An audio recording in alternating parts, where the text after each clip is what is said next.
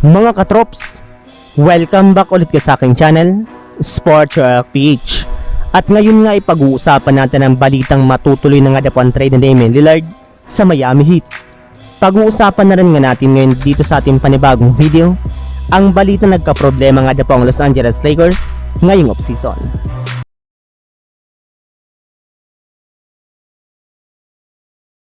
Ilang buwan na rin naman nga po mga katrops ang nakakaraan mula na mag-request sa Damian Lillard sa Portland Trail Blazers na i-trade siya sa koponan ng Miami Heat ngayong off-season.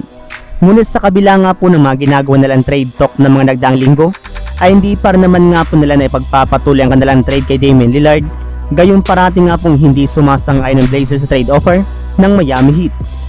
Kahit man nga po gustong-gusto na ni Lillard na may trade sa lalong madaling panahon, ay wala rin naman nga po siyang magagawa sa desisyon ng kanyang koponan, gayong maging ang ilang mga fans nga po ay naiinis at napipiko na rin sa sitwasyon ni Lillard. Pero sa kabutiang palad rin naman nga po mga katrops, ay may lumabas na nga po magandang balita ngayong araw patungkol sa kanya. Ayon nga po sa ibinulgar ng isang NBA insider, meron na nga daw pong nabuong progreso ang Miami Heat at Portland Trail Blazers sa kanilang ginagawang trade talk kay Damian Lillard sa nakalipas na 2 hanggang 3 araw, kung saan isang multi-team deal nga daw po ang pinakamabilis na paraan para matuloy na ang trade ni Damian Lillard ngayong off-season. Samantala, pumunta naman tayo sa ating sunod na pag-uusapan sa balita nagka-problema nga daw po ang Los Angeles Lakers ngayong off-season. Ayon nga po sa ibinulgar na balita ni Jovan Buhan ng The Athletic, wala na rin naman nga pong iba pang gagawing move si Rob Pelinka ngayong off-season matapos mabuo ng Lakers ang kanilang 14-man lineup na binubuo nina D'Angelo Russell, Austin Reeves, LeBron James, Anthony Davis, Rui Hachimura, Gabe Vincent, Jared Vanderbilt, Taurean Prince, Jackson Hayes, Max Christie, Cam Reddish, Jalen Hood-Schifino at si Maxwell Lewis.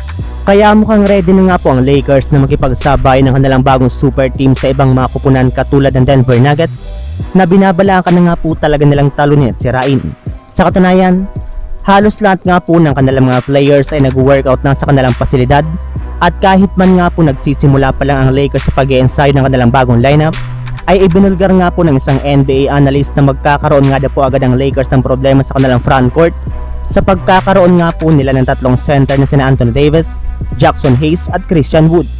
Yes, mahihirapan nga daw po ang Lakers kung sino sa kanilang 3 ang kanilang gagawing starting center.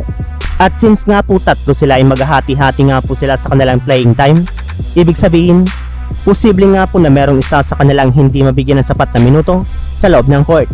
Maliban na rin nga po dyan mga katrops, ay mahihirapan na rin naman nga daw po ang Lakers kung sino kina D'Angelo Russell at Gabe Vincent ang ilalagay nila sa kanilang starting point guard. So yun lang mga katrops, ang handog kong story ngayong araw. Sana nag-enjoy kayo, please like and subscribe my YouTube channel, Sports React PH, para sa iba pang story at update patungkol sa NBA. Kita-kits muli sa ating susunod na video.